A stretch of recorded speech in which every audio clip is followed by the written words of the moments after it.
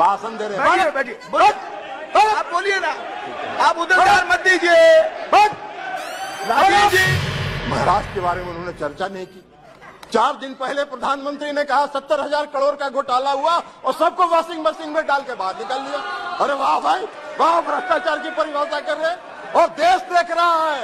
आपको भी गृह मंत्री जी, पूरा देश देख रहा है कि कौन से भ्रष्टाचार की आप व्याख्या कर रहे हैं और कौन सा भ्रष्टाचार पर आप नियंत्रण करना चाहते हैं। बैठिए ना बाबा, आप विदाई होगा आपका। चलिए बैठिए, भाषण दे रहे हैं। बैठिए, आप बोलिए ना, आप उधर ध्यान मत दीजिए।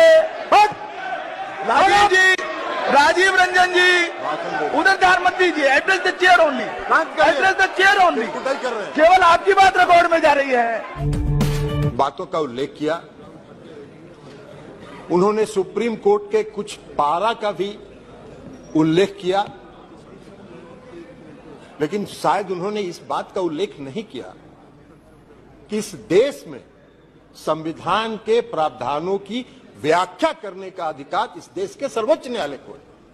और सर्वोच्च न्यायालय के संविधान पीठ ने 11 मई के अपने फैसले में इसकी विस्तृत व्याख्या की। उन्होंने पढ़ा, कई प्रावधान पढ़े, कई पारा पढ़े, लेकिन जो उनकी सुविधा के मुताबिक उनको सूट करता था वो पारा उन्होंने पढ़ा। पूरे जजमेंट को नहीं पढ़ा उन्होंने। पूरे जजमेंट में विस्तृत तौर पर सर्वोच्च न्यायालय ने इसके दिल्ली के क्षेत्राधिकार के मामले में व्याख्या की है, संविधान की व्याख्या की है, कानून की व्याख्या की है। लेकिन आपको बैकडोर से शासन करना था। 11 मई को जजमेंट आता है, 19 मई को सुप्रीम कोर्ट बंद होने वाला है, 19 मई को आप अध्यादेश लाते हैं और उसके पहले आप सुप्रीम कोर्ट में रिव्यू पिटीशन फाइल करते हैं। ये लोकतंत्र है क्या? इसी को लोकतंत्र कहते हैं।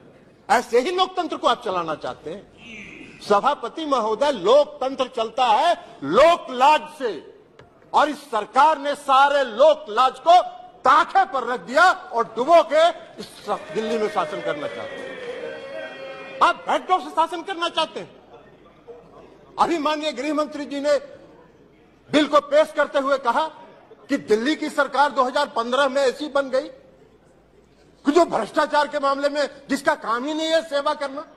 अरे सेवा दिल्ली की सरकार जनता की सेवा कर रही है कि नहीं कर रही है, यह फैसला तो करने का अधिकार दिल्ली की जनता को। आप कैसे बैठ के यहां फैसला कर सकते हैं? आपको कौन अधिकार दिया है यहां फैसला करने? चुनाव तो आप भी लड़ते हैं दिल्ली में, लेकिन आप 3 सीट पर सिमट जाते हैं, 3 सीट पर सिमट जाते हैं और उसके बाद भी कहते हैं कि वाह भाई दिल्ली में जो सरकार है उसको सेवा का काम ही नहीं कर रही है। कौन सा काम आप व्याख्या कर रहे हैं? आपने दिल्ली के एमसीडी को सारे लोगों को मिला के एक एमसीडी किया, क्या हुआ? हासिल आपका दिल्ली के एमसीडी के चुनाव में भी आप हार गए, फिर भी आप बोलने में बात नहीं आ रहा है, फिर भी आप बोल रहे। तो लोक लाज जब आप ताखे पर रख दीजिएगा तो यही होगा, क्योंकि आपने लोकतंत्र को समाप्त करने का निर्णय किया। आप अभी बात कर रहे थे गठबंधन की, आपने विस्तृत सुप्रीम कोर्ट के जजमेंट, हम एक पारा पढ़ना चाहते हैं, कई पारा को पढ़ा है। कल्याण बनर्जी साहब ने भी कहा है, बाकी लोगों ने भी कहा, फेडरल स्ट्रक्चर पर आघात है, संघीय ढांचा पर आघात है। ये जो अमेंडमेंट आपने ऑर्डिनेंस बिल लाया है यह लोकतंत्र के खिलाफ है, सारा तो स्पष्ट कर दिया सुप्रीम कोर्ट ने। फिर आपको क्या अध्यादेश लाने की जरूरत पड़ी?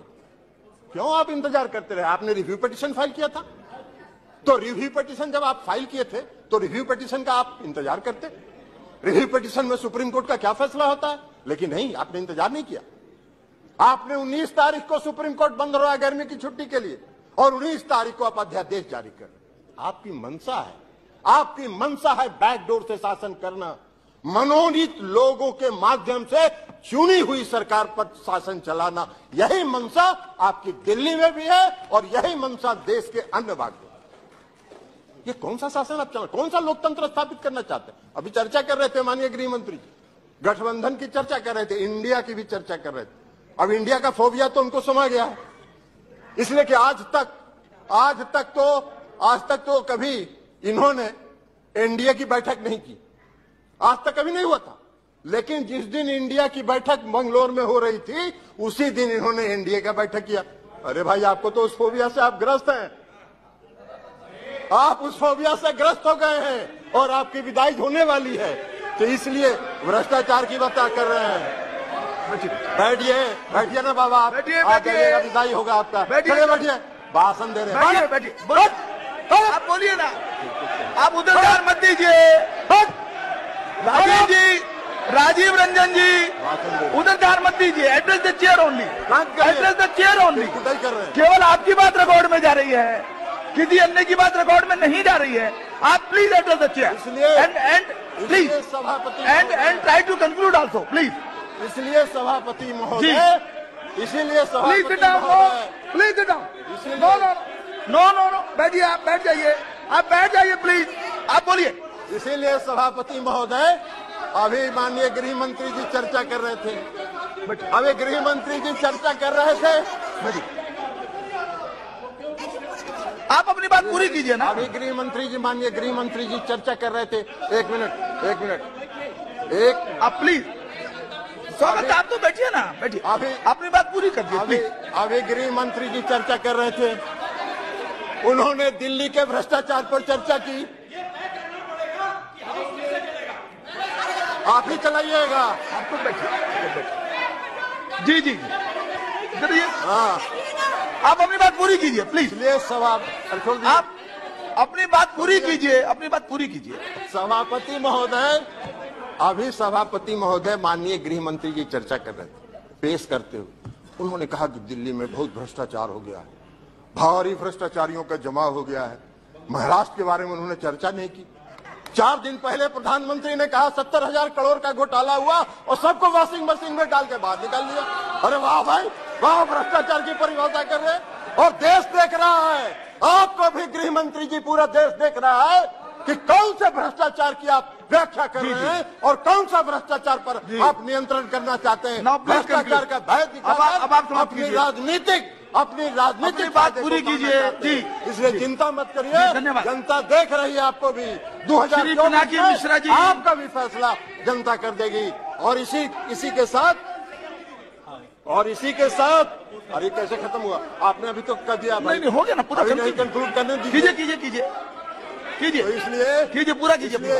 इसलिए सभापति महोदय, मैं ये कहना चाहता हूं कि जो यह बिल, अरे बैठिए पीछे, बैठ जाइए। यह बिल जो आया है, यह बिल लोकतंत्र का विरोधी है। लोकतंत्र को समाप्त, वैसे इनकी मंशा है, इस सरकार की मंशा है लोकतंत्र के सारी संस्थाओं, आपने कह दी अपनी बात, आपने सारी बात कह दी है। संस्थाओं को ध्वस्त करना इनकी मंशा है। थैंक यू, ये कर रहे हैं, लेकिन यह लोकतंत्र विरोधी है।